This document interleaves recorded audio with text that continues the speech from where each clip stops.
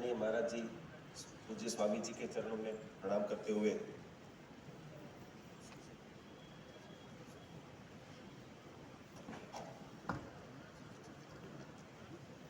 पूज्य स्वामी जी, आदरणीय आचार्य बालकृष्ण जी, आदरणीय गुरु जी डॉक्टर HR नागेंद्र जी,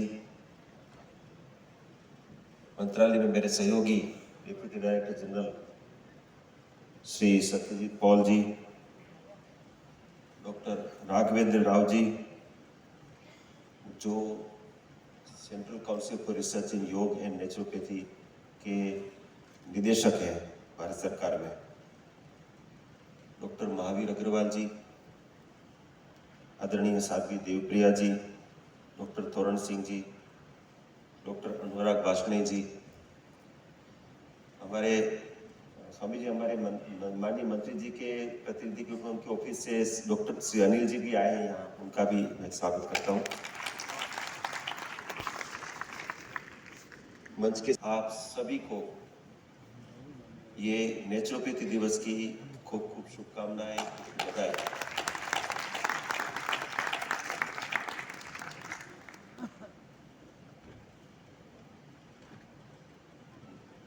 पूज्य स्वामी जी ने सुबह मुझे बताया कि यहाँ अपना जो BNYS कोर्स है उसमें 15 से 20 तो साधु साध्वी लोग भी नेचुरोपैथी का कोर्स कर रहे हैं। मुझे ये जानकर के भी हर्ष हुआ कि एक चिकित्सा कराना है वो खुद ही फिर एडमिशन लेकर के नेचुरोपैथी के चिकित्सक बनने के लिए चल पड़े हैं। तो एक प्रकार से ये प्रेरणा, ये स्रोत, ये जो पूरी एनर्जी है उसके स्रोत के रूप में यहाँ पर विराजमान है स्वामी जी, पूज्य स्वामी जी और आचार्य बालकृष्ण जी।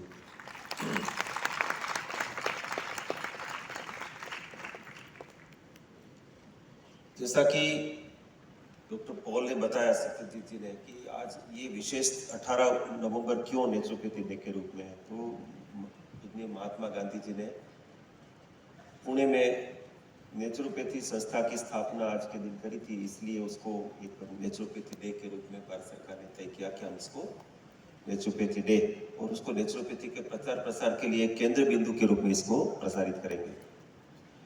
और नेचुरोपैथी, अभी मैं पूज्य स्वामी जी से चर्चा कर रहा था कि दुनिया भर में जैसे लगभग 30 देशों में आयुर्वेद को मान्यता है, ऐसे 6 से 7 देशों में यूनानी को और सिद्धा को मान्यता है, ऐसे बहुत कम देशों में सोवारिका को मान्यता है, लेकिन नेचुरोपैथी के लिए दुनिया भर में मान्यता है। और नेचुरोपैथी सेक्टर के लिए जैसे अभी भारत सरकार का एक प्रयास है हील बाय इंडिया, कि भारत के प्रोफेशनल्स, न केवल चिकित्सक लेकिन स्वास्थ्य कर्मी, पैरामेडिकल और ये जो खुद चिकित्सक न हो लेकिन एलाइड हेल्थ प्रोफेशनल्स है, जैसे फिजियोथेरेपिस्ट है या रेडियोग्राफर है, ऐसे बहुत सारे नर्सिंग कर्मी हैं। लेकिन ये पूरा क्षेत्र जो है, ये क्षेत्र आयुष के लिए अभी ओपन स्काई वाला है, इतनी ज्यादा डिमांड है विश्व भर में। पूज्य स्वामी जी दुनिया के बहुत सारे देशों में गए हैं, डॉक्टर नागेंद्र जी विश्व के बहुत सारे देशों में गए, उन्होंने देखा इतनी ज्यादा ह्यूज डिमांड है और बहुत ज्यादा ट्रेमेंडस शॉर्ट सप्लाई है। और शॉर्ट सप्लाई के कारण जैसे हमारे यहाँ झोला छाप डॉक्टर होते हैं ना, वैसे झोला छाप आयुर्वेद के चिकित्सक दुनिया भर में पैदा हो गए और वो जानते कुछ नहीं, लेकिन वो आयुर्वेदाचार्य बन करके वो अपना काम कर रहे हैं, बिकॉज डिमांड बहुत ज्यादा है। तो उस डिमांड की पूर्ति के लिए बहुत बड़ी चैलेंज है। तो भारत की तरफ से विश्व भर में हमारे सॉफ्ट पावर के रूप में फैलने का ये बहुत बड़ा मौका है। तो नेचुरोपैथी का विज्ञान उसे बहुत कंट्रीब्यूट कर सकता है, क्योंकि रेगुलेटरी प्रोहिबिशंस दुनिया भर में नेचुरोपैथी के लिए नहीं है। बाकी आयुष के विज्ञान के लिए है, लेकिन नेचुरोपैथी के लिए नहीं है। और बहुत सारे देशों में तो भारत के नेचुरोपैथी के चिकित्सकों के लिए कॉम्पिटेंस टेस्ट अवेलेबल है कि आप वहाँ के नेचुरोपैथी के स्टैंडर्ड के लिए आप कॉम्पिटेंस टेस्ट दे दीजिए, वो वहाँ का लाइसेंस ले लीजिए। जर्मनी में भी है ऐसी सुविधा। तो मैं जो ये क्यों कह रहा हूँ कि इतना ज़्यादा अपॉर्चुनिटी है और हम लोग अपने कुएं से बाहर निकलने के लिए तैयार नहीं। और पूज्य स्वामी जी के साथ सुबह चर्चा हुई तो मुझे इतना आनंद हुआ कि उन्होंने एक जो प्रयोग यहाँ किया है, हम ये कहते हैं कि आयुष के विज्ञानों का इंटीग्रेशन होना चाहिए पब्लिक हेल्थ में मॉडर्न मेडिसिन के साथ, लेकिन आयुष विद इन आयुष के अंदर भी तो इंटीग्रेशन की आवश्यकता है। आयुर्वेद, नेचुरोपैथी, योग, हम सब लोग मिल करके यदि कोई ऐसा प्रमाण देते हैं जो स्वामी जी ने करके दिखाए हैं, इतने सारे पेशेंट हमने देखे, क्योंकि ये सब विज्ञान जो है प्रकृति प्रदत्त है, प्रकृति के मूल सिद्धांत उसके मूल सिद्धांत है। प्रकृति के मूल सिद्धांत कभी कभी चेंज नहीं होते, वो एवरलास्टिंग होते हैं, शाश्वत सत्य है। और वो शाश्वत सत्य जो है कि वैसा नहीं है कि आज हम कहें कि कॉफी बहुत नुकसान करती है और 2 साल के बाद कहें नहीं कॉफी ठीक नहीं है, उसके बाद 2 साल के बाद नहीं कॉफी अच्छी है। तो एवर चेंजिंग नहीं है। मुझे याद है कि जब मैं छोटा था तो बड़े बड़े होर्डिंग्स लगते थे कि आपके बच्चे के लिए वो जो फूड है, बेबी फूड, वो बहुत अच्छा है, माता के दूध से भी ज्यादा अच्छा, ऐसा क्लेम किया जाता था। ये 35-40 साल पहले की बात है, 40 साल पहले की बात है। अब वो चेंज हो गया, अभी कहते नहीं माता का दूध श्रेष्ठ है, तो हम पहले से कहते हैं। ऐसे मैं टीका नहीं कर रहा हूँ, सभी विज्ञान का अपना महत्व है। जो आधुनिक विज्ञान ने जो कंट्रीब्यूट किया है उसका कोई तुलना नहीं है, लेकिन एक जो परसेप्शन है कि जो पुराने शास्त्र है वो पुराने रहेंगे और उसमें नया कुछ नहीं हो सकता, वो बात गलत है। जैसे मैं उदाहरण देता हूँ कि अपने पूज्य डॉक्टर HR नागेंद्र जी, ये मूल रूप से फिजिसिस्ट हैं, नासा के वैज्ञानिक हैं, और उन्होंने फिजिक्स में PhD करी है, न्यूक्लियर फिजिक्स में, और नासा में वैज्ञानिक रहे, वहां से आए वापस योग में अपना आधार, अपना ज्ञान को योग में उपयोग किया। और 80 के जमाने में उनका पब्लिकेशन योग का ब्रोंकियोलस्थमा पर पेपर पब्लिकेशन 80 के समय में वो आया, नेचर मैगजीन में आया, और दुनिया भर में उसका जबरदस्त प्रभाव पड़ा। मतलब एक पब्लिकेशन एक हाई इफेक्ट जर्नल में आता है तो इसका कितना ज्यादा प्रभाव पड़ता है, तो सामने उदाहरण है डॉक्टर HR नागेंद्र जी गुरु जी का। इसलिए जो गुरु जी ने कहा वो बहुत इंपॉर्टेंट है। पूज्य स्वामी जी, मैं आपसे निवेदन करता हूँ कि बहुत पब्लिकेशंस हमारे हैं। अभी पिछले दिनों में जैसे अभी आपने भी कहा कि आचार्य जी के जो विश्व के टॉप 2% साइंटिस्ट में उनका नाम लगातार वर्षों से आ रहा है, बहुत अच्छे पब्लिकेशन हमारे हैं। अभी इसमें और हम बहुत ज़्यादा काम कर सकते हैं, जितना करें उतना कम है, क्योंकि वही एक रास्ता है जो हमारे शास्त्रों को प्रमाणित करता है। और विज्ञान का मतलब ये कि प्रतिदिन नया कुछ अन्वेषण होना, और उसमें हम यदि वर्तमान के जो वैज्ञानिक है उनकी समझ में आए उस भाषा में उनसे बात कर सकते हैं, तो ये नेचुरोपैथी का, आयुर्वेद का, सभी आयुष के विज्ञानों का इसमें भला है। एक तीसरी बात ये जो अनुराग जी करते हैं, अनुराग जी का मैं विशेष रूप से बधाई देना चाहता हूँ, क्योंकि ये जो शास्त्र है उसको बेसिक साइंस के पर्सपेक्टिव से देखना, ऐसा बहुत अभी शुरू हुआ है, बहुत नहीं हुआ। बेसिक साइंस का मतलब बायोलॉजी, फिजिक्स एंड केमिस्ट्री। तो ये शास्त्रों का परीक्षण बेसिक साइंस के पर्सपेक्टिव से करना और उसको प्रस्थापित करना, ये बहुत बड़ा काम है। इस पर हमारा किसी का ध्यान नहीं गया। पिछले 25 वर्षों से जो कुछ भी हो रहा है पिछले 10 साल में और तेजी से हुआ। मैं इसको उदाहरण देना चाहता हूँ, मैं एक बताना चाहता हूँ मैं क्या कहना चाहता हूँ, क्योंकि ये थोड़ा कॉम्प्लिकेटेड है, सिंप्लीफाई करना चाहता हूँ कि हम ऐसा मानते हैं, मैं तो वैद्य हूँ, प्रैक्टिस में रहा बहुत वर्षों तक, मैंने 30-35 साल तक प्रैक्टिस करी, उसके बाद भारत सरकार में आया। तो वैद्य के पास जब रोगी जाता है तो ऐसे हाथ बढ़ा देता है, नाड़ी देख लो, और नाड़ी देखने के बाद वो रेजिस्ट करते कि हम कुछ बताएंगे नहीं, आप बताइए। और यदि हमने उनका ब्लड प्रेशर ले लिया या उनसे वो इन्वेस्टिगेशन की रिपोर्ट मांग ली तो कहते आपको इसकी क्या जरूरत है, आप तो नाड़ी देख लो। वास्तव में ये परसेप्शन है। आयुर्वेद में नाड़ी विधि अकेली नहीं बताई, अष्टविध परीक्षा का एक भाग नाड़ी है। और ये विज्ञान जो है ये सब बेसिक साइंस है। जैसे रेडियोलॉजी है ये फिजिक्स है, बायोकेमिस्ट्री बायोलॉजी केमिस्ट्री का कॉम्बिनेशन है, पैथोलॉजी बायोलॉजी का ही एक्सटेंडेड ग्रुप है। तो ये सब बेसिक साइंस है, ये सब एलोपैथी नहीं है। मतलब वी हैव दिस परसेप्शन कि ये सब एलोपैथी है, ये तो बेसिक साइंस है।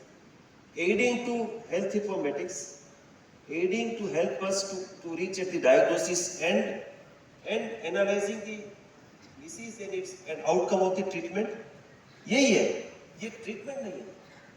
जैसे हमारे यहाँ लोग चले जाते हैं, फिर डॉक्टर को इंसिस्ट करते हैं एक्सरे करा दो, तो वो डॉक्टर भी उनके संतोष के लिए एक्सरे करा देते, लेकिन हमें ये पता नहीं कि एक्सरे का ये जो एक्सपोजर जो है रेडियो एक्टिव मटेरियल का, उसको कितना खतरा है। सीटी स्कैन ये सिंपल एक्सरे से 100 गुना ज्यादा एक्सपोजर देता है रेडियोएक्टिव मटेरियल के सामने। ऐसे इतने सारी चीजें हैं। तो जो मैं कहना चाहता हूँ ये कि ये सब साइंस है, ये विज्ञान है। तो विज्ञान का ये नेचुरोपैथी वाले आयुर्वेद वाले क्यों उपयोग नहीं करेंगे? करना चाहिए, और करके इसको आगे बढ़ाना चाहिए। तो इसलिए बेसिक साइंस में हम लोगों को अपनी विशेषज्ञता प्राप्त करनी होगी, बेसिक साइंस के लोगों के साथ बात करनी होगी, और वो हमारे सिद्धांतों को आगे बढ़ाए। ऐसे इस दिशा में कुछ प्रयत्न भी हुआ है कि जैसे जेएनयू में एक Ayurveda biology integrated MSc program शुरू हुआ है। ऐसे ही टीडीयू में बेंगलुरु में भी आयुर्वेद बायोलॉजी का एमएससी का प्रोग्राम शुरू हुआ है। तो ये प्रयत्न क्या है कि बेसिक साइंस के लोगों को इन विज्ञान का पता चले, आपस में इंटरेक्शन हो।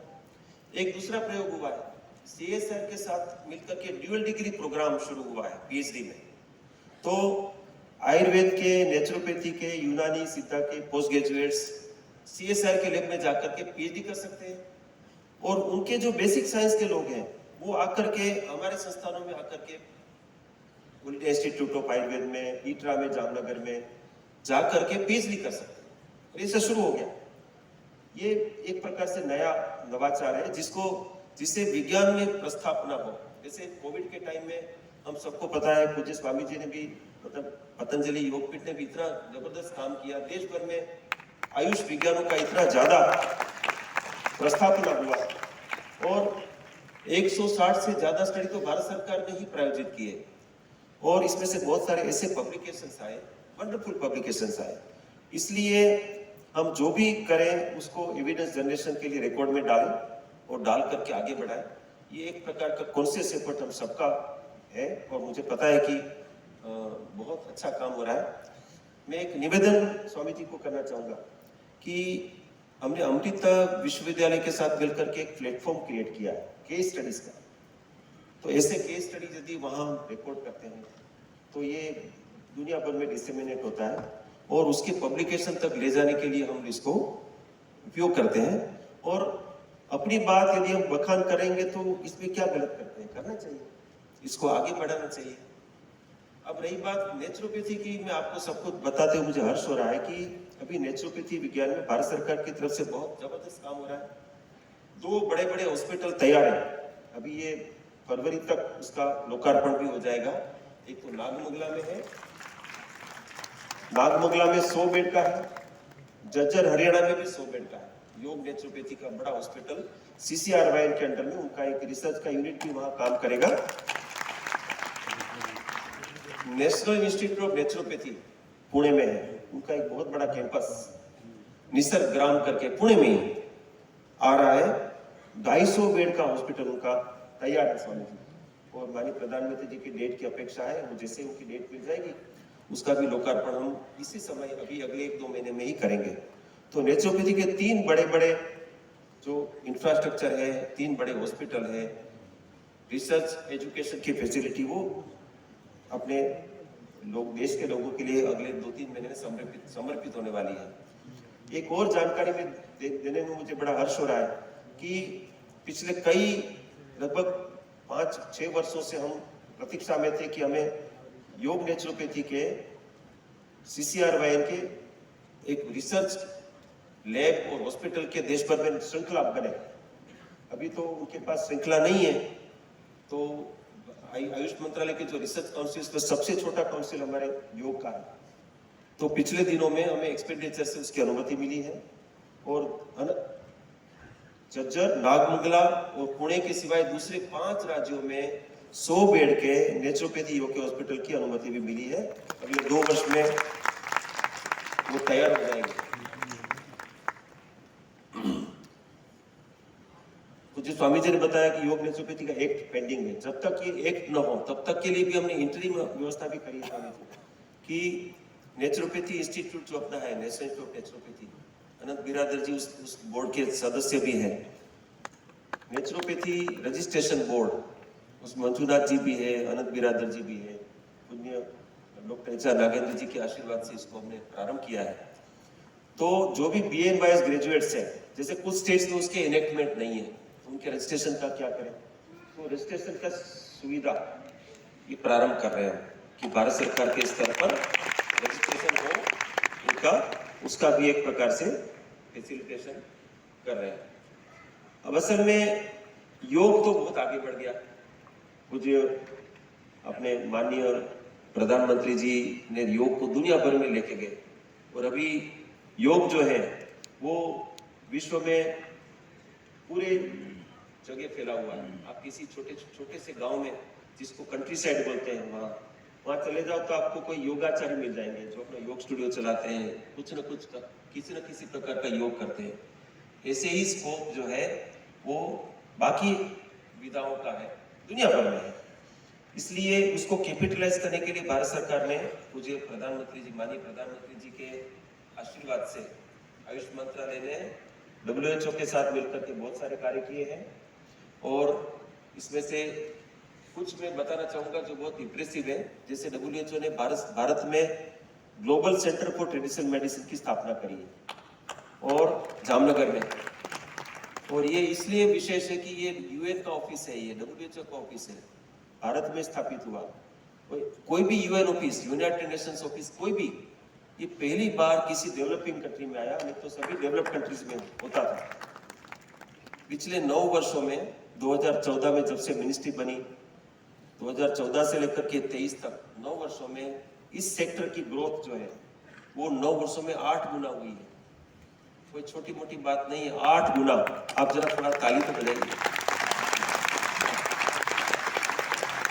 वो $3 बिलियन थी, अभी 2020 में स्टडी हुआ तो 18 बिलियन उस समय हुई और एज पर प्रोजेक्शन अभी $24 बिलियन है। 3 बिलियन का 24 बिलियन। ऐसे ही पूज्य स्वामी जी, हम लोग एक सर्विस सेक्टर का स्टडी करा रहे हैं और सर्विस सेक्टर स्टडी का हमारे पास इंटरिम रिजल्ट्स आए हैं। फाइनल रिजल्ट्स अभी अवेटेड है क्योंकि उसका फेज 2 चल रहा है। इंटरिम रिजल्ट में उन्होंने बताया कि सर्विस सेक्टर का भी साइज जो है इससे भी बड़ा है और ये 1,60,000 करोड़ का है।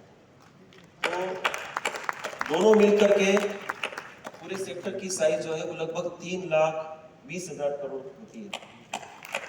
3,20,000 करोड़ के छोटा मोटा साइज नहीं है, नेसेंट सेक्टर नहीं हम। अब हम लोग प्रस्थापित हो गए, वो काफी बड़ा काम करने के लिए उत्स्फूर्त है, हम तैयारी में है कि 2047 तक जब भारत एक विकसित राष्ट्र बनेगा अमृत काल में, तो ये सेक्टर जो है इसमें एक बहुत बड़ा प्रमुख कंट्रीब्यूटर होगा। इसमें कोई किसी के मन में संशय नहीं होना चाहिए। आप मतलब मैं छात्रों को जो है, छात्र लोग हैं उपस्थित, उनके लिए मैं विशेष रूप से कह रहा हूँ कि आप उसे साक्षी बनोगे। हम लोग तो थोड़े दिन में इधर से निकल जाएंगे, पतली गली से खिसक जाएंगे, लेकिन आप लोग रहेंगे, आप उसको देखेंगे और आप इसके साक्षी भी नहीं बनेंगे, लेकिन आप इसको खुद करेंगे, करते हुए देखेंगे। इसलिए इसको अनुभव करिए कि आपके पास कितनी बड़ी जिम्मेदारी, कितना बड़ा आपके पास अपेक्षा है राष्ट्र की, और उस अपेक्षा को पूर्ति करने के लिए अपने को कोई शॉर्टकट नहीं है। श्रेष्ठ बनना होगा अपने कार्य में, अपने को वर्ल्ड्स बेस्ट बनना पड़ेगा और वही एक रास्ता है, वो कोई रास्ता नहीं। इसलिए मुझे ये बताते हुए और ये एक्नॉलेज करते हुए हर्ष हो रहा है कि यहाँ जो कार्य हो रहा है ये उसी क्षेत्र, उसी लेवल का है। पतंजलि योगपीठ में, विश्वविद्यालय में जो कार्य हो रहा है, ये आयुर्वेद का विश्वविद्यालय हो या नेचुरोपैथी का विद्यालय हो, यहाँ से जो प्रोडक्ट बाहर निकलते हैं उससे मेरा इंटरेक्शन भी होता है और इतने श्रेष्ठ होते हैं ज्ञान में, कॉन्फिडेंस में, सभी चीज़ों में। अभी तो मैं वो 11 वर्ष की बच्ची आई थी, वो उसको देख करके प्रभावित था कि वो कैसे, स्वामी जी ने भी कहा कि तो बात ऐसे करी जैसे 25 साल की हो, 11 वर्ष की बात करी थी। तो कुल मिला करके एक बार पुनः मैं CCR वाइन का भी योग, हमारा जो काउंसिल है उनका विशेष रूप से बधाई और धन्यवाद देता हूं कि उन्होंने नेचुरोपैथी डे का आयोजन यहाँ पर पतंजलि योग पीठ में किया। और पूज्य स्वामी जी और आचार्य जी दोनों को प्रणाम करता हूँ कि आपने हमें यहाँ पर जगह दी आने के लिए, और हम यहाँ आए और बहुत अच्छा सुंदर कार्यक्रम हुआ। आप सबको पुनः एक बार नेचुरोपैथी दिवस की खूब खूब शुभकामनाएं और प्रणाम। बहुत बहुत अभिनंदन, एक बार जोरदार ताली हमारे डॉक्टर वैद्य राजेश कोटेचा साहब के लिए। और उन्होंने कहा कि आप मात्र दृष्टा ही नहीं होंगे इस स्वर्ण काल के, आप इसके सृष्टा भी बनेंगे। और जैसे आपने रिसर्च इनोवेशन की बात की, पूज्य आचार्य श्री से मैं कहूँगा कि 5 मिनट वो अपना प्रबोधन जो है, 3,000 से ज्यादा रिसर्च प्रोटोकॉल डॉक्टर साहब। अब आप पतंजलि का काम भी आप आयुष मंत्रालय में गिर लिया करो क्योंकि काम तो आप ही का है। मतलब बस जो भी देश में आयुर्वेद का, योग का, नेचुरोपैथी का काम हो रहा है, उसके राष्ट्रीय संरक्षक, उसके राष्ट्रीय ध्वजवाहक और उसके पूरे पुरोधा तो आप ही हैं, पूरा भारत सरकार, आयुष मंत्रालय है। 3,000 से ज्यादा रिसर्च प्रोटोकॉल, और वर्ल्ड के, जैसे आपने डॉक्टर नागेंद्र जी का बताया, 1980 के दशक में पहला नेचर में निकला था। वर्ल्ड के टॉप रिसर्च जर्नल्स में 500 से ज्यादा रिसर्च पेपर पतंजलि के पब्लिश थे। ये बहुत बड़ी बात है।